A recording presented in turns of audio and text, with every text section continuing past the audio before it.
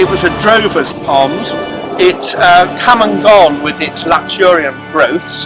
I remember it when there was hardly anything here at all, and there are late Victorian, early Edwardian postcards showing the pond with just 2 trees and people lollering around outside it.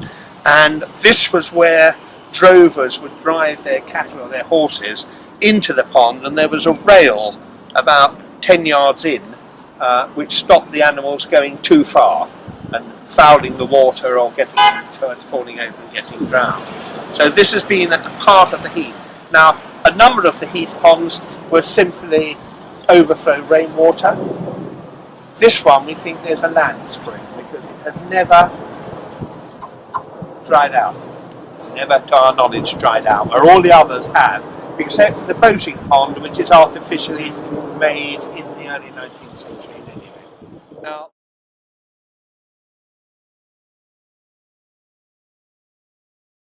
Blackheath is an ancient name, goes back to the 8th century at the very earliest that we know of from record. It has nothing to do.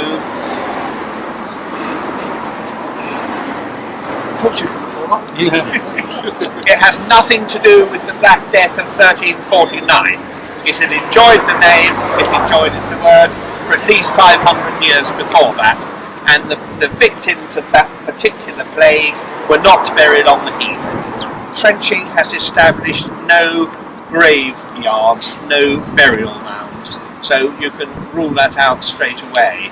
It is not common, this is the other thing, I'll be asking questions about this at the end, so you better remember.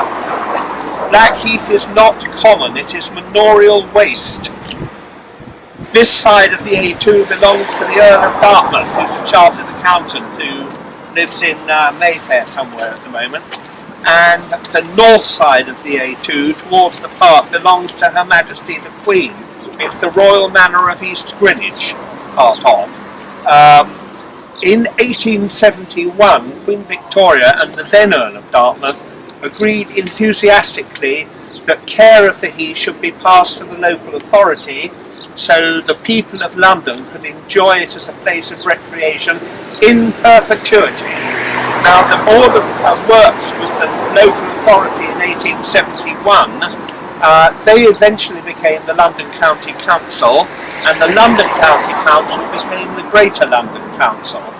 Now, one of the worst things Mrs. Thatcher did, and this is not taking part in politics anywhere, was she abolished the Greater London Council. And the daft man Nicholas Ridley, who was her minister at the time, one of the worst parliamentarians who ever walked the earth, decided that the heath should be split between Greenwich and Lewisham.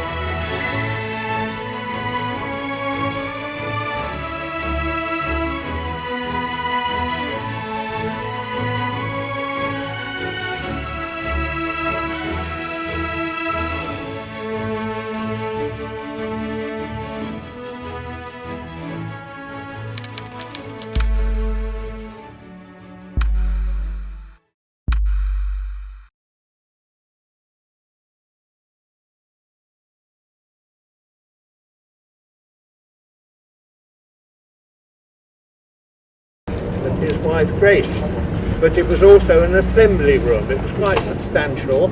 Unfortunately, it's been demolished and we can't see it anymore, but we do have a rather curious backwards picture taken from the south amongst the larger panorama, and that big building is the Chocolate House. It's the only picture we have yet discovered. It survived as a chocolate house until the early 19th century, late 18th century, when they moved business lock, stock and barrel across the road to the Green Man, which we're going to pass, although it's not there later on in the war, because you can't see it in the war. And the Chocolate House became a school, firstly for boys, where it is alleged Charles Dickens based his Creakle Academy, the wicked beastly school in David Copperfield. Have I got that right? It is David Copperfield Creakle Academy, isn't it? Yes. Anyway, then it became a girls' school of some distinction, and although very important, we've not discovered a prospectus. Now, in the 19th century, good schools have prospectuses pictured the building on them, but we've not discovered it yet. But no doubt somebody will tap me on the shoulder today and say, oh, by the way, didn't you look in volume X of Y? And there's a picture of that. Anyway, that was the end of the Chocolate House. But West Grove, which was one of the few places that actually had been developed by the early 18th century.